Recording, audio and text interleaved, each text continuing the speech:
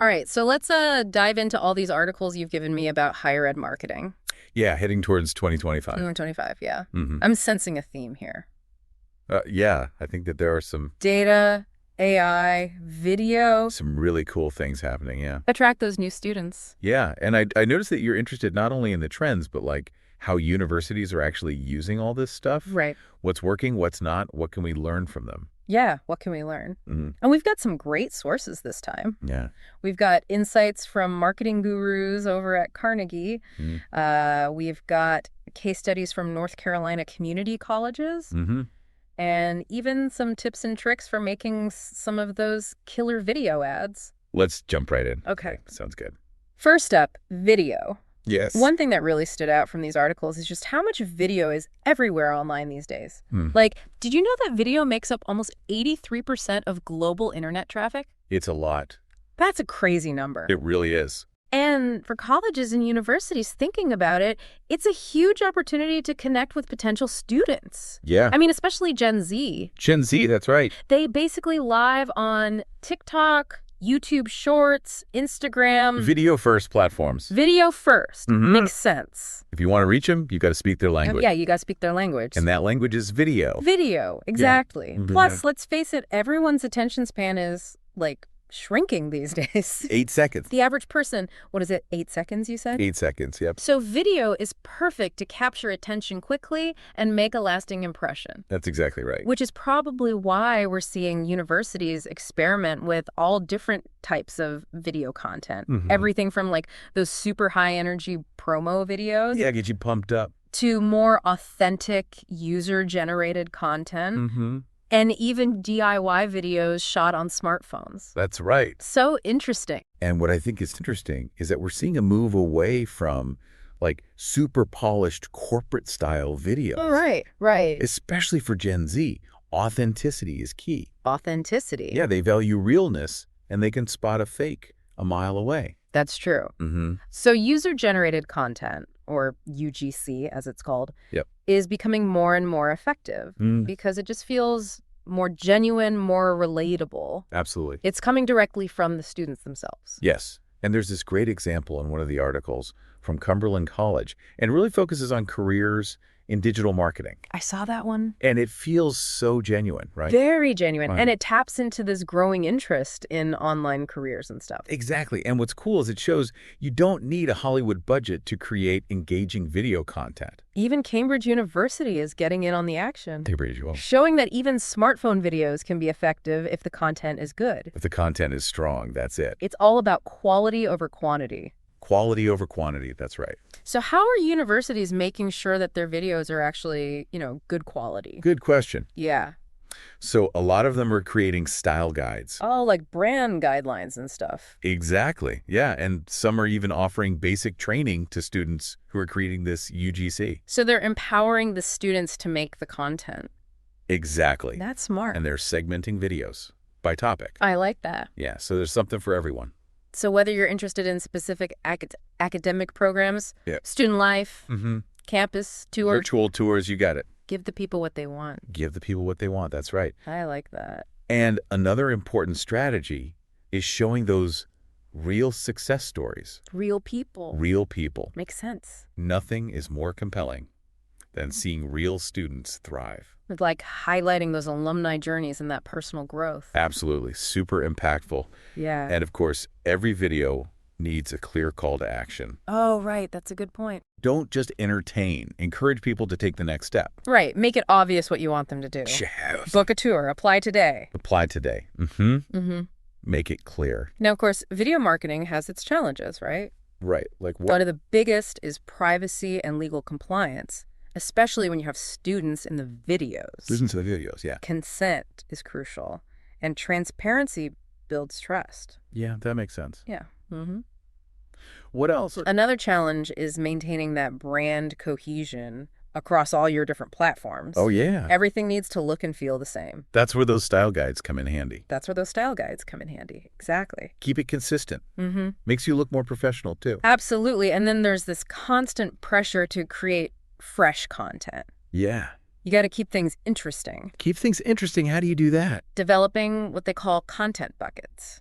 What are content So buckets? these are like recurring themes, right? Okay. Like academic achievements, campus events, Makes sense. things that you can kind of like revisit and refresh. Which you can always make new content for. Exactly. I like that. What about stock footage? Stock footage. Is that still an option? Yeah. Is that still an option? I mean, it can be. Especially with those limited budgets. Right. But you got to customize it. You got to customize it. That's the key. Add your logo, text overlays, music. Music, make it your own. Make it your own. Speaking of making things your own, let's shift gears and talk about AI. Oh, AI. Okay. This is another area where we're seeing huge advancements in higher ed. It's everywhere these days, it feels like. It really is. North Carolina community colleges are really leading the way here, wouldn't you say? Absolutely. They're killing it. Using AI-powered tools Mm-hmm. from a company called Element 451. Relevant 451, that's right.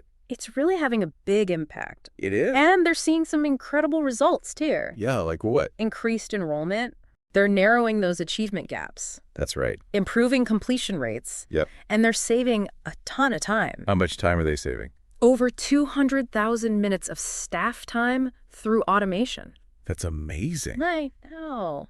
Think about what your staff could accomplish with all that extra time. Wow, yeah. And the results speak for themselves. What kind of results are we talking about? Well, Forsyth Tech, for example, they saw a 10-year enrollment high. Wow. And Johnston Community College. Mm-hmm. They had a 31% conversion rate from prospect to applicant. That's huge. That's huge. So AI really is more than just a buzzword. Right. It's a game changer. It's a game changer, absolutely. And it's not just about automating those tasks, but it's also using data to make smarter decisions and create truly personalized experiences for students. Personalize is key. Yeah. Absolutely. I was reading about how Carnegie is helping universities use what they call data layers. Interesting. Yeah, to track applications by a specific program or student type. Right. That seems like it would be so valuable for targeting your marketing efforts.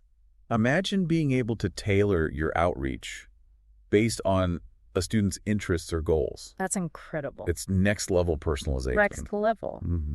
It's also about connecting the dots between online ads and those offline actions, right? Yeah, like enrollment deposits. Enrollment deposits, exactly. Yeah. Mm-hmm. Carnegie helped a client in Pennsylvania track 98 admitted students and 22 deposits directly from their paid campaigns. Wow, so they can actually see the results. That's powerful. That's powerful data. Gives you a clear picture of your marketing ROI. Mm-hmm. But of course, with any new technology, there are some potential pitfalls. Oh, there's some dark sides too. The dark side, let's talk about bots. Bot. They're a growing problem in higher ed marketing, wouldn't you say? They really are. Costing the industry like over $100 billion annually. A lot of money down the drain. That's a crazy amount of money. It is. So how do bots even work? Essentially, they create fake leads to inflate ad costs and just like skew the results. So how can schools fight back against these bots? Good question. Yeah. First, you got to use tools to detect that bot activity. Like specialized platforms. Exactly. There are platforms out there that can do just that. Okay. And then diversify those lead sources. Don't put all your eggs in one basket. Exactly. Exactly. Smart. And finally, focus on quality over quantity. Quality over quantity. It's a theme. It's better to have 100 genuine leads than 1,000 fake ones. I couldn't agree more. And there was also mention of a service called Appley Advance. Oh, yeah, from EAB. What EAB? EAB. That pre-vets leads to assess their likelihood of actually enrolling. So you're only spending time on leads that are actually likely to convert. Sounds like a good idea to me. It is. Okay, before we wrap up part 1 of this deep dive, Yeah.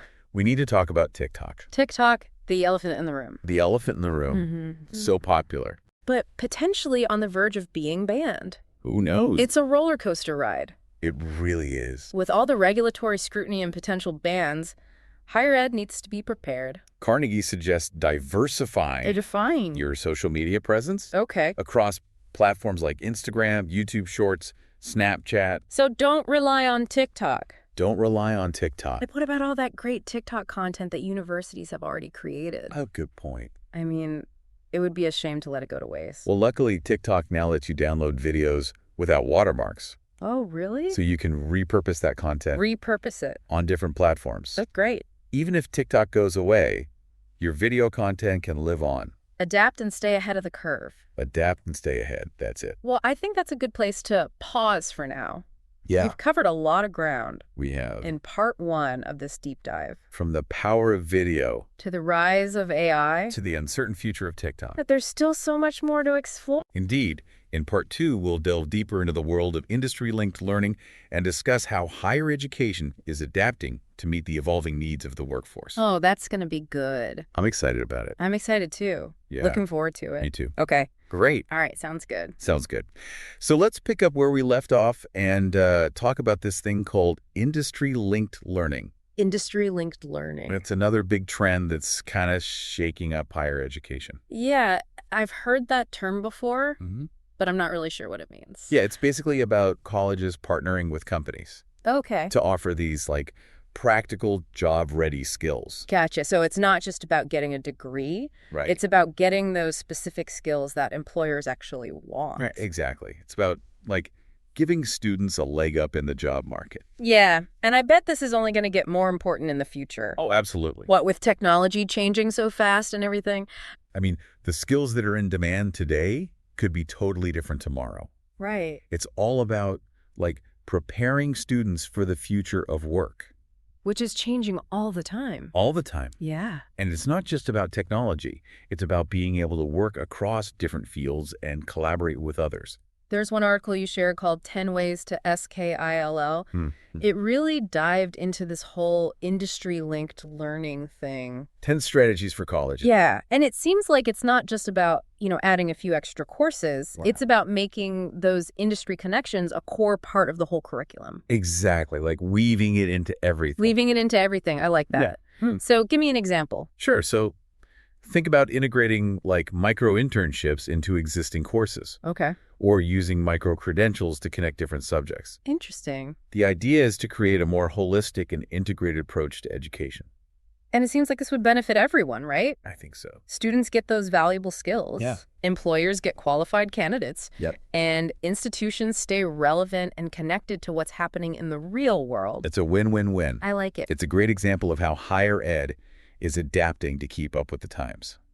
It's funny, both this industry-linked learning thing and the AI stuff we talked about earlier, they're both pushing higher ed towards a more personalized and data-driven approach. Yeah.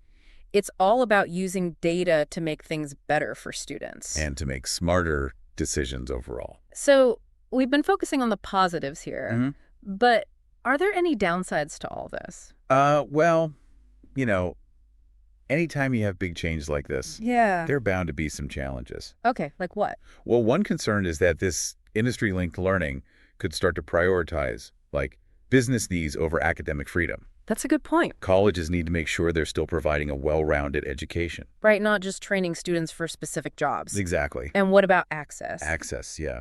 I mean, will these new programs and partnerships be available to all students? That's a really important consideration. Especially those from disadvantaged backgrounds. Absolutely. Equity and inclusion have to be a top priority. So it sounds like institutions need to be really thoughtful about how they approach all of this. I think so. It's not just about jumping on the latest trend. Right. It's about making sure that these new tools and strategies are actually making things better for everyone. Couldn't have said it better myself. It's clear that higher education is at a crossroads right now. So what do you think institutions should prioritize as they navigate all these changes? Well, I think the most important thing is to focus on the student experience. Put students first. Exactly. Every decision should be made with students in mind. Makes sense. So ask yourself, how can we use these tools and strategies to create a better learning environment for our students? More personalized, more engaging, more supportive. Exactly. It's not about the technology itself. Right. It's about using it to help students succeed. And remember, technology is always evolving. So we got to stay flexible and adaptable. And open to new ideas. The future of higher ed belongs to those who are willing to embrace change. And never stop learning. That's some good advice. And it's a reminder that we're all in this together. Faculty, staff, students, industry partners. We all have a role to play. In shaping the future of higher education. By working together, we can create a system that really works for everyone. We'll delve into some final thoughts and takeaways in just a moment. Okay. But first, let's take a quick break. Okay, so we're back for the final part of this deep dive into the future of higher ed marketing. We've covered a lot. Yeah, we've talked about video marketing, AI, industry partnerships. That uncertain future of TikTok. Oh, yeah. Who knows what's going to happen with that? It's a wild world out there. It is, but, I think we've uncovered some pretty interesting stuff. Some real trends that are going to shape the higher education landscape. I agree. I think institutions are getting a lot more savvy about their marketing. Yeah. They're using data to make better decisions and really putting the student experience first. No more of those generic brochures that everyone gets. Exactly. It's all about personalization now. It's the future. And technology is a big part of that shift. Yeah, it really is. So, thinking about everything we've talked about today, what do you think is the biggest takeaway for universities? Ooh, that's a good question. The ones that want to not just survive, but thrive in this ever-changing environment. I think the biggest takeaway is that AI and video are no longer like nice to haves. They're must haves. Yeah. You got to have them. Essential tools. Essential. Especially if you want to reach today's students. Absolutely. If you're slow to adapt, you're going to fall behind. Right. But it's not just about adopting the latest technology for the sake of it. Right. You got to use it, right? You got to use it effectively, ethically. Ethically, yeah. We talked about some of those potential downsides. Like privacy. Privacy, making sure everyone benefits. Absolutely. It's a lot to consider. It is, but it's also exciting. Oh, yeah. I mean, we have the opportunity to use these tools to create a more equitable and engaging learning environment. For everyone. For everyone, that's the goal. That's cool. So, as we wrap up this deep dive, any final thoughts? Ooh, final thoughts. Okay. Something for our listeners to think about. Yeah, we've talked a lot about the student journey. But what about the institutional journey? What do you mean? How can universities use data and technology to not only personalize the student experience, but also the experience of their faculty and staff? Interesting. It's about creating a culture of innovation across the whole institution. I like that, empowering everyone to be part of the solution. Exactly, embracing the changes that are happening in higher ed. That's a great point. Well, thank you for guiding us through this deep dive. It was my pleasure. It's been fascinating. I'm glad you enjoyed it. I really did. Good. And to our listeners, remember, the future of higher education is in your hands. Keep exploring. Keep learning. Until next time.